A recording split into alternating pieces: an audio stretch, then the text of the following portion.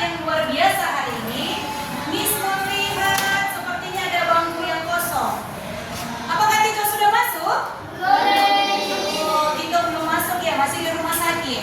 Baiklah, sebelum kita mulai belajar kita hari ini, Miss minta kesediaan untuk Nathan membawa kita dalam doa, sekaligus mendoakan Tito yang sedang sakit.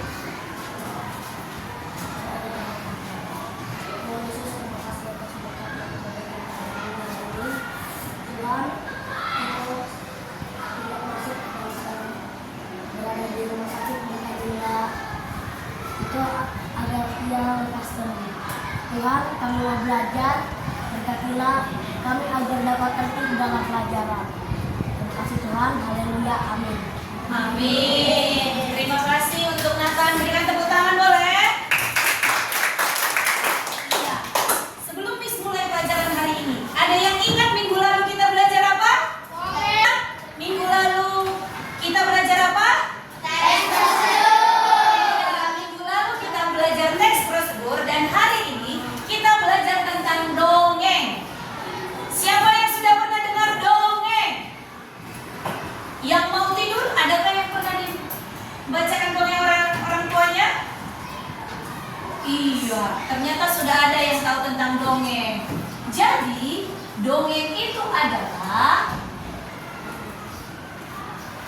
jenis karangan yang bersifat hayalan. Jenis karangan yang bersifat hayalan. Kemudian, hayalan itu apa sih, Miss? Hayalan itu angan-angan, tidak nyata. Dia berpikir tidak nyata, jadi hanya imajinasi saja. Pernah berpikir imajinasi? Ternyata. Kemudian, jenis-jenis dongeng. Yang pertama, ada namanya mitos. Mitos adalah dongeng yang berkaitan dengan kepercayaan masyarakat, tapi tentang dewa-dewa dan makhluk halus.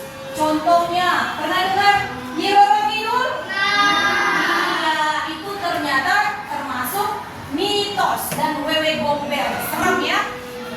Yang berikut ada namanya sage. Sage adalah dongeng yang mengandung unsur sejarah dan kisah kepahlawanan. Contohnya, kisah Jaka Tingkir, Ramayana, si buta dari gua hantu juga termasuk sage. Yang ketiga, ada fabel. Fabel adalah dongeng yang tokohnya binatang yang berperilaku seperti manusia. Jadi dia bisa bicara, bisa bergerak. Contohnya, si kancil. Kemudian dongeng buaya dan kerbau. Yang berikutnya ada namanya legenda. Jadi legenda ini termasuk dongeng yang menceritakan kejadian alam yang terjadi di suatu tempat. Contohnya apa, Miss? Legenda Danau Toba. Apalagi contohnya, Miss? Legenda Rawapening. Nah, seperti itu. Yang berikut ada parabel. Parabel adalah dongeng yang mengandung nilai-nilai pendidikan. Parabel juga dapat bercerita pendek dan sederhana, mengandung hikmah dan pedoman hidup. Contohnya, si Malin Kundang. Pernah dengar si Malin Kundang? Iya, ternyata sudah pernah dengar. Yang berikut, ada pesan dan tujuan dalam dongeng. Tentu kita tahu pesan itu apa, Miss? Pesan itu adalah amanat yang ditemukan dalam suatu keseluruhan isi cerita. Jadi ada namanya pesan, kemudian ada namanya tujuan. Tujuan itu adalah latar belakang pengarang menuliskan cerita. Jadi harus ada tujuannya, harus ada juga pesannya. Dan yang berikutnya ada contoh pesan dan tujuan dongeng. Ini Miss sudah buat contohnya apa? Untuk menghibur, mengisahkan pengalaman pribadi, menjelaskan asal-usul suatu peristiwa. Contohnya tadi peristiwa Danau Toba, atau menjadi inspirasi bagi para pembaca. Sekarang Miss akan tampilkan sebuah dongeng. Jadi anak-anak semua, tolong konsentrasi untuk melihat sebuah dongeng yang akan Miss tampilkan.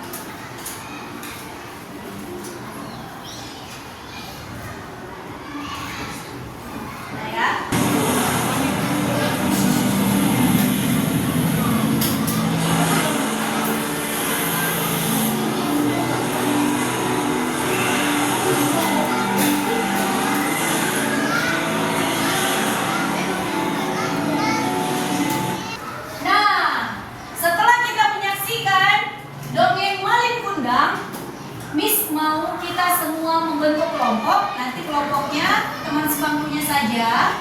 Kemudian menentukan jenis dongeng. Tadi kan ada jenis dongeng kan? Ada fabel, ada parabel, iya kan?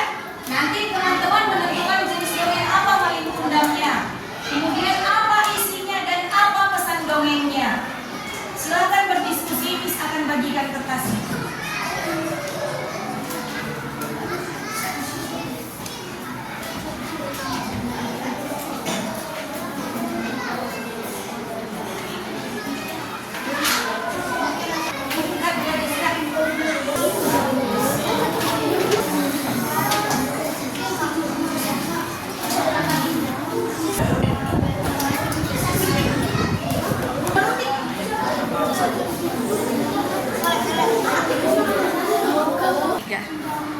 Baiklah, kita akan melanjutkan, akan mempresentasikan hasil diskusinya. Siapa kelompok mana yang sudah selesai?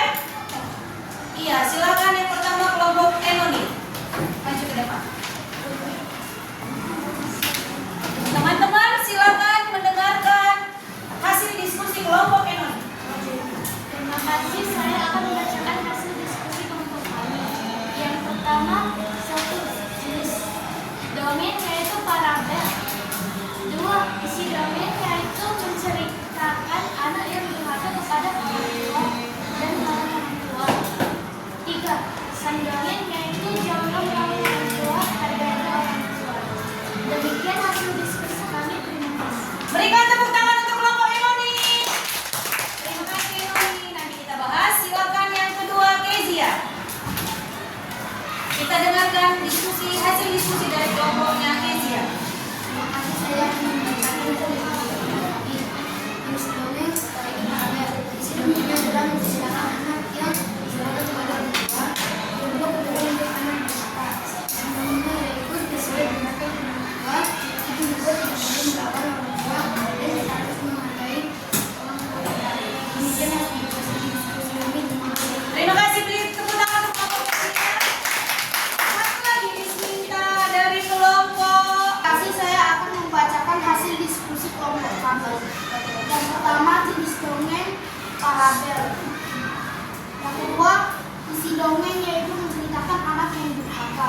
Yang ketiga, pesan dongeng yaitu harus mengakui orang tua sendiri dan tidak boleh durhaka kepada orang tua.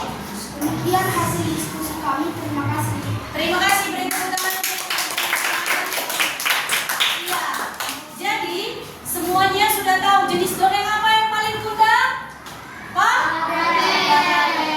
Iya. Pesannya, isi dongengnya apa anakku? Menceritakan anak yang durhaka. Apa pesannya? Tidak boleh durhaka kepada orang tua. Tepuk satu. Iya. Demikianlah pembelajaran kita hari ini. Miss mengharapkan melalui pembelajaran hari ini kalian mengetahui apa itu dongeng, jenis-jenis dongeng, dan tujuan dan isi dongeng.